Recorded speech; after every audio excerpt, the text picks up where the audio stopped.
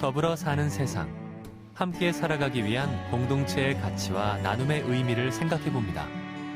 열린 라디오 YTN. 역대 최장기간 계속됐던 올 장마, 중국에서는 장대비가 몇 달째 이어져서 홍수 위기라는 뉴스가 계속해서 들려오기도 했습니다. 시베리아에선 때 아닌 폭염이 나타나기도 했는데요. 이게 그저 일시적인 자연재해가 아니라 기후변화로 인해 이미 예정된 일들이라면 더 큰 심각성을 느낄 수밖에 없습니다. 국제환경단체 그린피스의 김지석 기후에너지 전문위원 전화 연결해서 관련 내용 짚어보겠습니다. 안녕하세요. 예, 안녕하세요. 예. 최근 우리나라에서도 역대 최장 기간이라는 장마가 있었죠. 50일간 넘게 이어지면서 기록적인 폭우가 쏟아졌습니다. 근데 이 폭우가 우리나라에만 내린 게 아니라고 하더라고요. 뉴스 보신 분들은 아시겠지만 그 중국 같은 경우도 최근까지도 계속 폭우가 와서 예. 이재민이 5천만 명까지 늘어났었고요. 재산 피해 규모는 조 단위로 이렇게 나왔었고 아직도 완전히 끝나지가 않았습니다. 그쪽은. 예. 그래서 이제 문화재 같은 경우도 좀 손실 같은 게 생길 수 있어가지고 막아보려고 모래주머니 쌓고 노력하고 있는데 네. 이미 있던 인프라 가지고도 이게 제대로 안 돼서 아예 더 예방 조치로 둑을 파서 마을을 침수시키면서라도 하류를 좀 홍수를 막아보려고 하고 이런 조치들이 있었어요. 그래서 예. 근데 아무튼 아직도 안 끝났습니다. 그게 한 6월달 정도 시작된 건데 그렇고 그리고 관심 있게 보신 분은 아시겠지만 일본 같은 경우도 남쪽 지방의 큐슈 섬인가요? 더 그쪽이 이제 굉장히 홍수가 심해가지고 예. 한 40명 정도가 이제 죽었고 그 다음에 재산 피해도 굉장히 많이 났었고요. 예, 그래서 그렇게 지켜보는 사이에 우리나라도 이제 폭우가 내리기 시작해서 우리나라도 결국은 이제 남부지방 중심으로 피해가 많았죠. 부산 쪽에서는 사람이 죽은 경우도 생겼고, 예. 네, 그래서 이게 좀 아시아 지역 전체적으로 그런 피해를 이번에 입었습니다. 예. 그러니까 지금 중국, 일본 이야기를 해주셨는데 이게 전 지구촌에 나타나는 이상 기후 현상이라고 봐도 되나요? 네, 그럼요. 이거는 사실 이미 경고가 여러 번 됐었던 거고, 예. 교토협약 이런 거 들어보셨겠지만 그게 1997년도에 온실가스를 줄여야 된다. 이렇지 않으면 앞으로 여러 가지 기상재해가 심해진다 해가지고 사실 그때도 이미 국제 협약을 하고 이랬던 일이거든요. 네.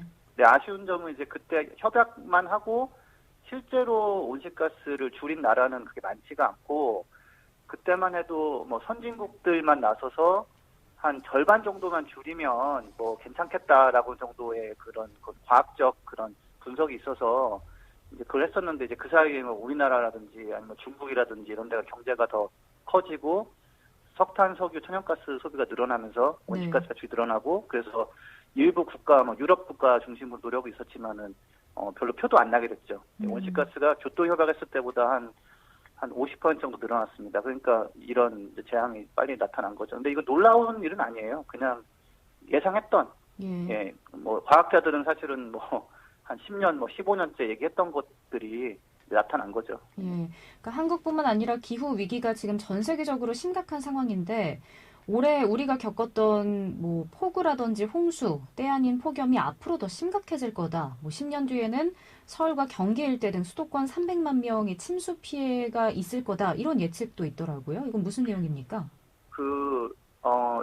해수면 상승과 폭우가 겹치고 해서 해안가는 더 피해가 심하고 그다음에 이제 내륙 지방도 이제 폭우가 늘어나기 때문에 올 수 있는 침수 상황을 분석해놓은 자료가 있는데 네. 그거를 이제 저희가 이제 그 전문 기관에서 구입을 해서 데이터를 구입해가지고 이제 한국 쪽은 어떻게 되는지 한번 이제 자세히 분석을 해본 거예요. 지도도 네네. 만들어보고. 예, 그래서 나온 결과가 이제 저희가 이제 저희 웹사이트도 올려놓고 언론을 통해서 좀 소개하기도 했는데 저희도 약간 놀랐던 부분은 이게 온실가스 보통 이제 감축하면 과거로 돌아간다거나 아니면은 앞으로 올 피해를 막을 수 있다 이런 인식까지 분들이 많은데 이미 워낙 많이 온실가스가 나와 있어서 네. 열심히 해도 2030년에 열심히 한 거하고 열심히 감축 안 한 거하고 비슷한 결과가 나오더라고요. 네. 그러니까 이제 앞으로 어느 정도 재해가 더 심해질 거는 이미 결정이 난 상황이고요.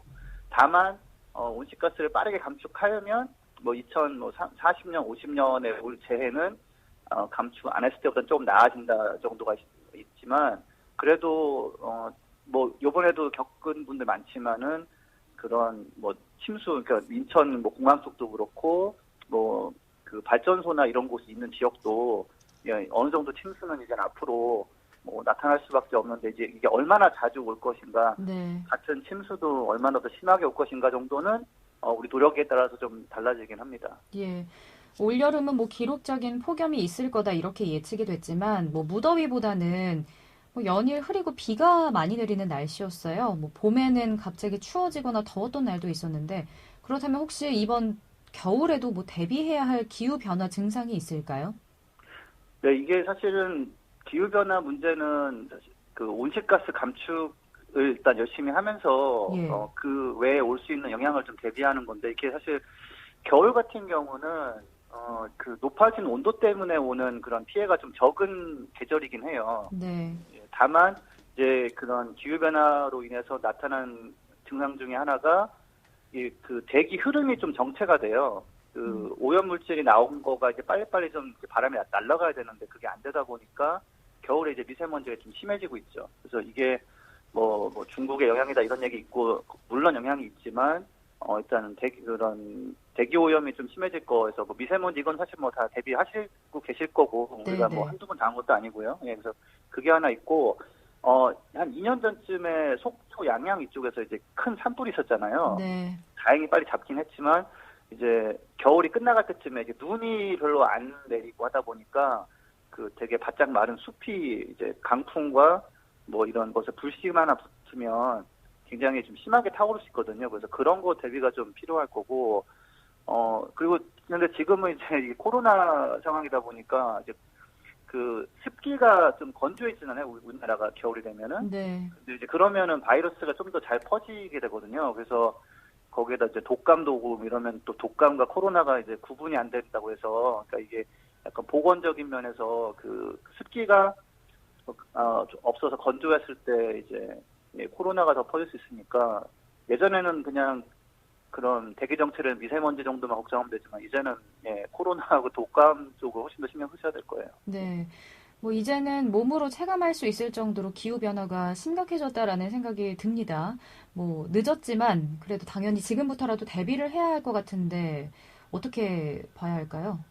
네, 일단은 뭐 이걸 좀 알아두시면 좋을 것 같은데 이제 과학자들은 사실 되게 빨리 이게 피해가 올 수 있다라고 이미 오고 있다라고 경고를 많이 했는데 그 과학계 안에서도 그런 식으로 너무 사람들 겁주지 말라고 하는 네. 압박이 있어가지고 굉장히 천천히 올 것처럼 이렇게 나갔어요. 근데 이제 그러다가 이제 갑자기 와버린 거죠. 그래서 일단 그런 상황이다. 그래서 이제 만약에 기후변화 먼 미래고 너무 겁주는 거 아니냐 생각하시는 분들은 좀 생각을 좀 바꾸셔야 된다. 안 그러면 피해 많이 볼 거고요. 지금 일단 온실가스 감축이 제일 중요한데 네. 이제 피해를 막기 위해서는 한 며칠 전에 유럽 보험업계에서 성명서를 낸 게 있어요. 네. 우리가 나름대로 대비를 했지만 이게 감당이 안 된다. 그래서 그 재해가 오기 직전에 조심해라 이런 거는 소용이 없고 사전에 이미 한번 홍수가 크게 났으면 여기 또 나시겠구나 생각해가지고 네. 그쪽을 방제를 더 강화하고 또 더 나아가서는 어차피 홍수가 또 날 거니까 아예 마을을 이주시키던지 아니면은 그리고 아직도 홍수가 날 수 있지만 경치가 좋아서 교통이 편리해서 이렇게 개발하는 게 좀 많이 있거든요. 예. 그래서 그런 건 아예 법적으로 그냥 차단시켜서 그냥 그 침수 지역인 개발을 하지 않게 하는 그런 게 필요하더라고. 보험업계도 견딜 수가 없는 거죠. 계속 손해가 더 커지니까. 네. 그래서 그런 게 나왔으니까 우리나라도 좀 냉정하게 보고 이쪽 지역은 약간 포기하고 이쪽 지역은 방제 굉장히 강화하고 이런 조치가 좀 필요합니다. 이게 제가 국내 학자분한테 들은 얘기인데 네. 그런 얘기를 하면 또 정치인이나 정부에서 이런 얘기하면 주민들이 동요하고 집값 떨어진다고 또 항의하고 이러기 때문에 이런 예. 얘기를 좀 꺼내지를 못한다라고 하소연할 걸 제가 들었어요. 그래서 이제는 그러지 말고 연구 결과 있으면 꺼내놓고 좀 토론을 하고 필요한 조치를 좀 해야 되는 시기입니다. 예. 뭐 문재인 정부가 지난달에 기후 위기에 대한 선제적 대응이라고 말하면서 그린 뉴딜 정책을 추진했습니다. 근데 정작 이 한국판 그린 뉴딜이 기후 위기에는 도움이 안 된다라는 이야기도 있더라고요. 충분치 않다라는 거는 확실합니다. 충분치 않고 사실 그 질문에 말씀하신 기후 위기에 대한 선제적 대응이라는 말도 사실 좀 그건 또 정말 말이 안 되는 거긴 해요. 왜냐하면 사실 이미 늦은 상황에서 뭐랄까 비상 대응 정도 하는 거거든요. 늦었지만 해보자 이렇게 되는데 선제적이라는 말을 쓰려면은 한 30년 전쯤에 했어야 되는 건데, 그래서 그런 거는 좀 인식이 좀 문제가 있고요. 네. 근데 이제 비판 중에서 뭐 단기적인 과제 나열식이다라는 비판은 저는 약간 반은 동의하고 반은 동의 안 하는 게 당장부터 뭘 해야 되는 거고 결국 하다 보면 구체적으로 이제 세세한 걸 해야 되거든요. 그래서 그건 괜찮은데 너무 목표가 좀 약해요. 그러니까 지금 우리가 온실가스 감축 굉장히 빠르게 많이 해야 되는데 네. 좀 그거에 맞는 정책들이나 그런 정도의 규모의 이런 건 안 나와 있어서 그게 좀 문제가 있고요.